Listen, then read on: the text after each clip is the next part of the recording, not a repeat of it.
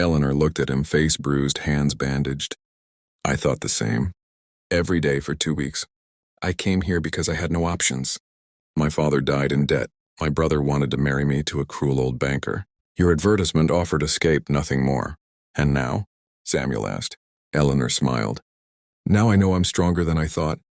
This land doesn't care about manners, only whether I can endure. And I can, Samuel. The storm raged 3 more days. They survived by working together. When it finally broke, they stood at the doorway looking at the buried world. We may have started from desperation and loneliness, Eleanor said. But we've become something more, haven't we? Samuel looked at her, this woman who'd proven herself stronger than iron. Yes, he said. We have. Sometimes the best decisions come from desperation. Sometimes the greatest gifts look like mistakes. And sometimes it takes a storm to reveal what people are truly made of. Subscribe for more Wild West tales of courage, survival, and unexpected love on the untamed frontier. Samuel McCready stood on the wooden platform of Broken Ridge Station, his weathered hands gripping the brim of his hat as the afternoon wind threatened to snatch it away. The telegram in his coat pocket felt like a stone against his chest. She was coming today. Eleanor Whitmore, the mail-order bride he'd sent for in a moment of whiskey-fueled loneliness 3 months prior. In the harsh light of sobriety and the passing weeks, the decision had transformed from hopeful to foolhardy. What did he know about this woman except the carefully crafted words in her letters? What did she know about the brutal reality of frontier life? About the isolation that could drive a person mad? About the endless work that left no room for the gentility she'd described in her correspondence? Samuel was a practical man, a rancher who'd carved out an existence in the unforgiving Montana territory through sheer stubbornness and calloused hands. He'd lost his first wife to childbirth 7 years ago, and since then, his daughter Emma had been asking for a mother with increasing frequency. At 12 years old, she needed a woman's guidance, he'd told himself. But standing here now, watching the black smoke of the approaching train curl into the steel-gray sky, Samuel felt nothing but dread. The train's whistle pierced the air and his stomach clenched. Through the steam and coal smoke, passengers began to emerge, their city clothes and uncertain expressions marking them as newcomers to this harsh land. Then he saw her. Eleanor Whitmore stepped onto the platform with a small carpet bag, her dark traveling dress pristine despite the long journey, her bonnet tied neatly beneath her chin. She was younger than he'd imagined, perhaps 25, with delicate features that belonged in a Boston parlor, not the wild country that would be her new home. Her eyes scanned the crowd with an expression that Samuel couldn't quite read. Was it hope or resignation? When their eyes met, she straightened her shoulders and walked toward him with determined steps that seemed to require more courage than she possessed. Mr. McCready? Her voice was softer than he'd expected, cultured, with the rounded vowels of education and privilege. Samuel nodded, suddenly aware of the mud on his boots, the rough wool of his coat, the 3-day stubble on his jaw. Miss Whitmore, welcome to Montana territory.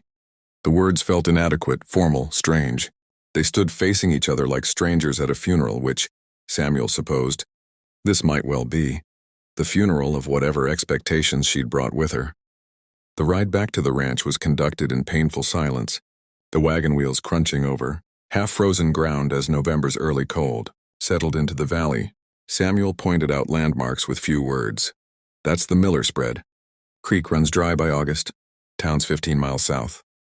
Eleanor nodded at each declaration, her hands clasped tightly in her lap, her eyes taking in the endless expanse of land that must have seemed like an alien planet to someone raised among city streets and society. When they finally arrived at the ranch, Samuel saw it through her eyes and felt ashamed. The house was sturdy but plain, weathered wood and practical construction with no thought for beauty. The barn leaned slightly to the east and the corral fences needed mending. It was a working ranch, every element built for function, for survival. Emma burst from the house before the wagon had fully stopped, her braided hair flying behind her, her face alight with an excitement that made Samuel's chest ache. At least someone was happy about this arrangement. Is she here? Is she really here? Emma's voice rang out across the yard. And for the first time since stepping off the train, Eleanor's expression softened into something approaching a smile. The first week was a disaster. Eleanor burned the biscuits, oversalted the stew, and couldn't figure out the temperamental wood stove that heated the house. She'd never milked a cow, never churned butter, never hauled water from a well. Her hands, soft and uncalloused, blistered within days. Samuel watched her struggle with a mixture of pity and frustration, wondering how long it would take before she demanded to be sent back east. She'd tried to maintain her dignity, wearing her proper dresses while attempting ranch chores, until the mud and work rendered them ruined. He'd seen her crying once late at night, standing at the window looking out at the vast darkness that surrounded them for miles in every direction. He'd said nothing, had simply retreated to his room and lain awake, cursing himself for his selfishness in bringing her here. Emma, however, had taken to Eleanor immediately, following her around like a devoted puppy, chattering endlessly about everything and nothing. The girl was starved for female companionship. Samuel realized, and Eleanor, despite her obvious misery, never turned Emma away. She'd read to her in the evenings, teach her small refinements that Samuel couldn't, brush her hair with gentle strokes that made Emma's eyes close in contentment. It was the only thing that kept Samuel from offering to send Eleanor back. By the end of the second week, Samuel had convinced himself that he'd made a terrible mistake, that he should never have sent for a bride, that he'd ruined this woman's life by bringing her to this godforsaken place where she clearly didn't belong.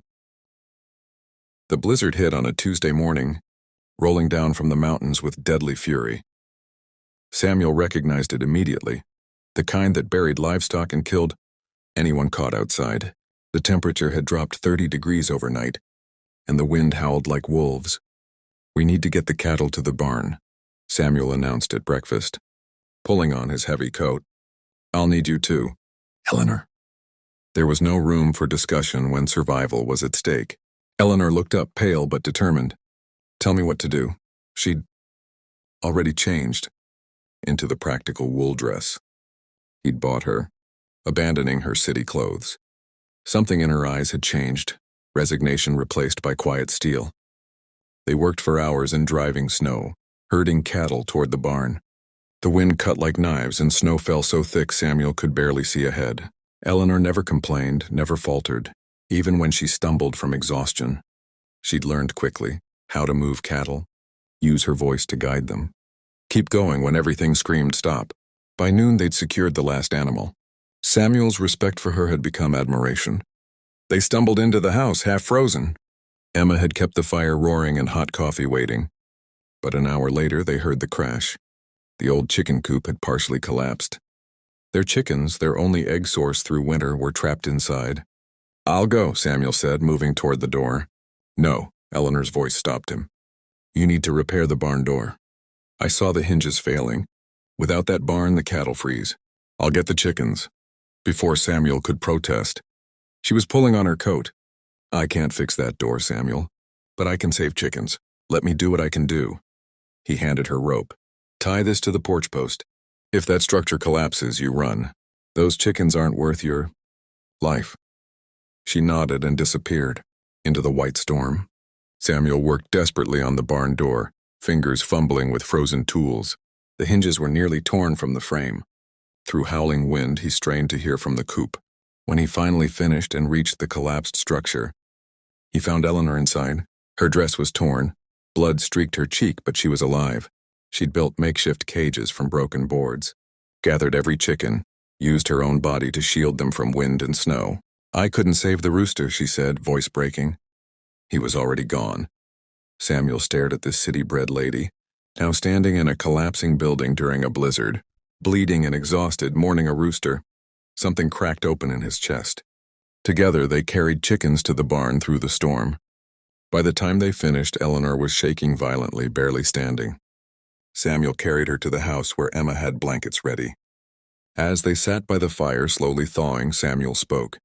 "I thought I made a mistake bringing you here. I thought you were too refined, that this life would break you.